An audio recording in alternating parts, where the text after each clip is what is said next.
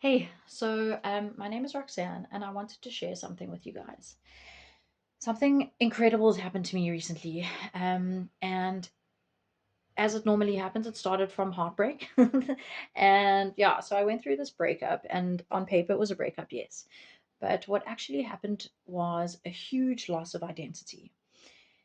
And I think that that happens to women specifically because we traditionally, and I'm talking about since way back in time, when I think about this feeling, it feels like it's something that's been inherent inside me for much, much longer than I could physically live on this earth with.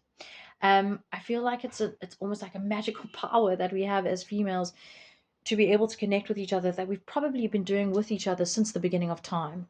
And I know that modern society kind of has us pitted up against each other a lot and fighting for power and fighting for space and fighting for love and fighting for all sorts of things. But I know deep down inside that as females, we have inherently, since forever, based ourselves on our connections in our communities, in all sorts of connections, whatever way, shape, or form that looks like. But I think that we are very much based on the roles that we play. And that kind of makes up who we are. So when one of those connections is severed or taken away from you or broken down in whatever way, shape, or form, and I'm talking about any connection here, not just romantic connections, but any connection, when that is removed from you, you have a huge loss of identity. And it's not a bad thing. And I'm not saying it's not something that we should go through as humans. We definitely should.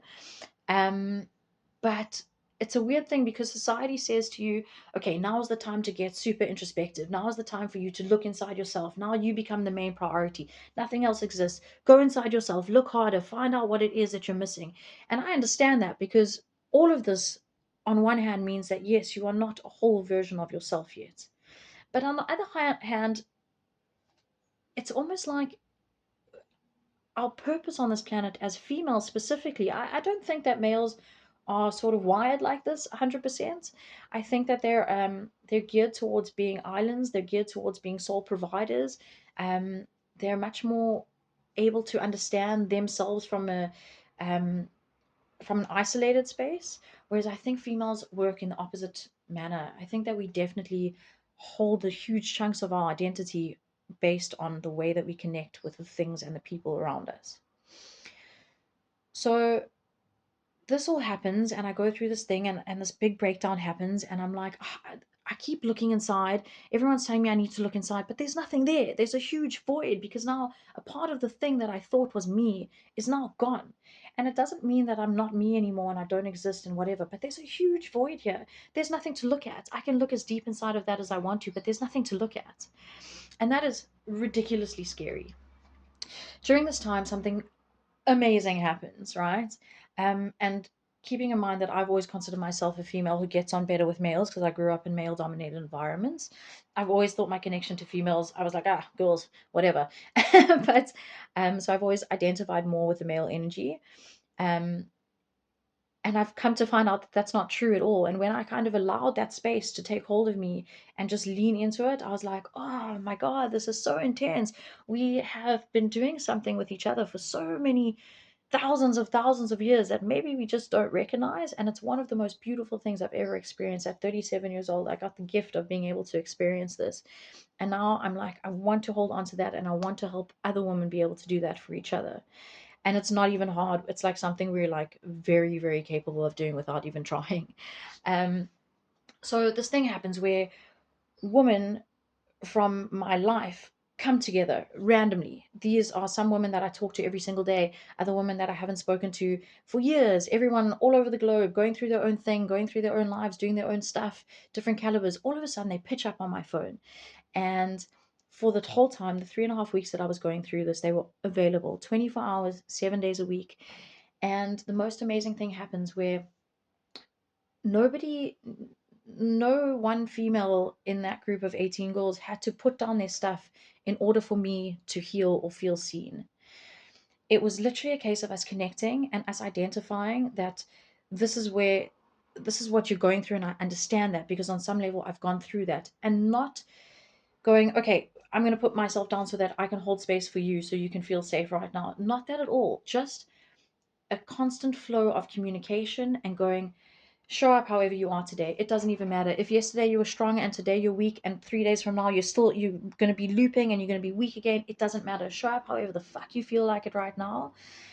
All that I'm going to do with you is identify that you are going through something that I understand, and maybe not logistically, maybe it's not situation, you haven't gone through the same thing that I've gone through, but for some reason we understand that loss of identity, and we understand that feeling of going like, I've lost my footing right now, and I don't know who I am, and I don't know how to get it back.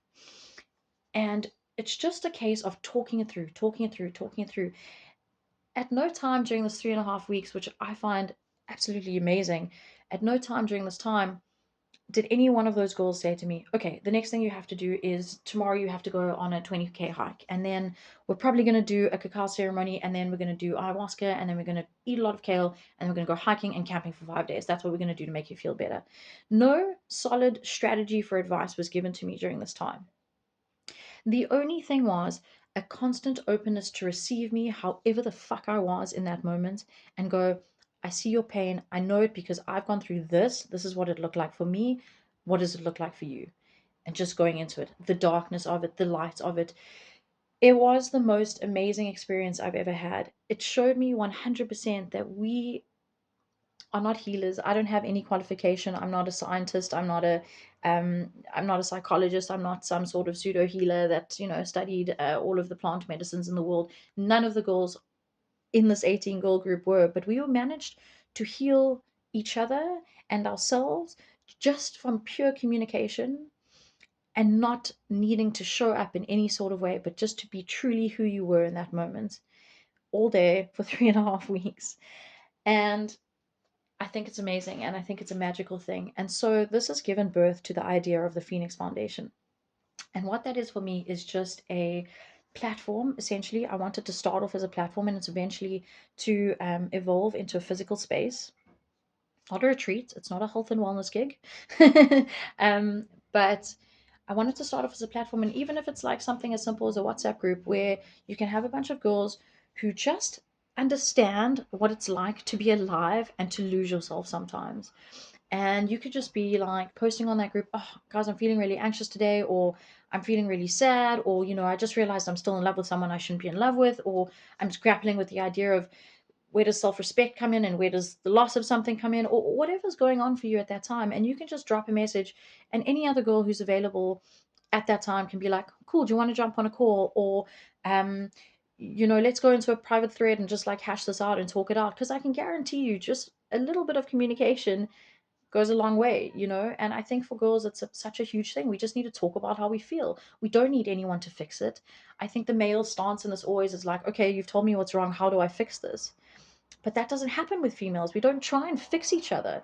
We naturally fix ourselves from the ability to be able to talk shit with each other about how we feel. And I think that's so beautiful.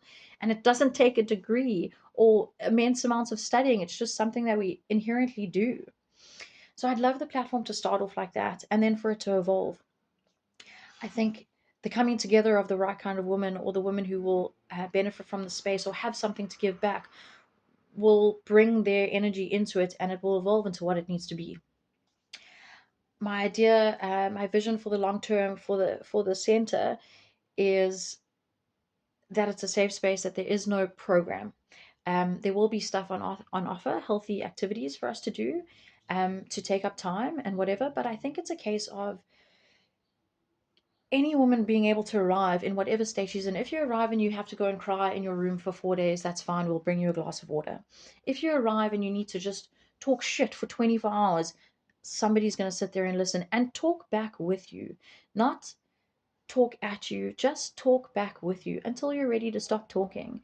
Um, I think it's going to be a space where you can come however you are and just be however you are for as long as you need to be. If it happens over 3 days and then you're feeling great, fantastic. If it happens over 3 months and you're feeling still shit and you have to stay longer, fantastic.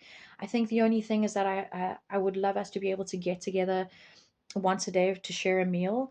Um, I think as women, it's a community based thing that's actually quite healing for us. And no, you don't have to show up and talk or share anything or do anything. You can just sit in the corner and eat your food and go back to sleep if that's what you want to do.